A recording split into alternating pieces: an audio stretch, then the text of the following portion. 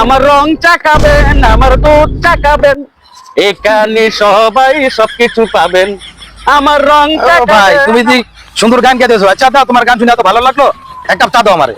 Sir চা খাবেন? হ্যাঁ, চা খেতে আসছি, তোমার যে গান ভালো লাগলো সেজন্য আছে, দেখলাম নির্বিড়ে আছে সেজন্য চলে আসলাম।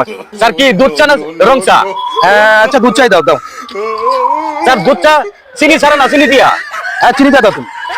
ও স্যার, চিনি কি ফুল দিব না হাফ চামচ দিব? আচ্ছা তুমি হাফ চামচ চিনি দাও।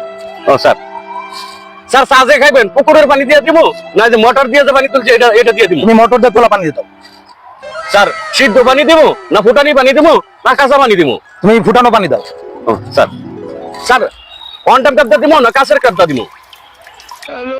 ওয়ান টাইম কাপি ভালো, ওয়ান টাইম কাপি দাও। স্যার ওয়ান টাইম কাপ জঙ্গলতে যেটা আনছে এটা না বাজারতে যেটা কিনে আনছে এটা? তুমি বাজারে যেটা কিনে আনছো ওটা দিয়ে আমায় দাও।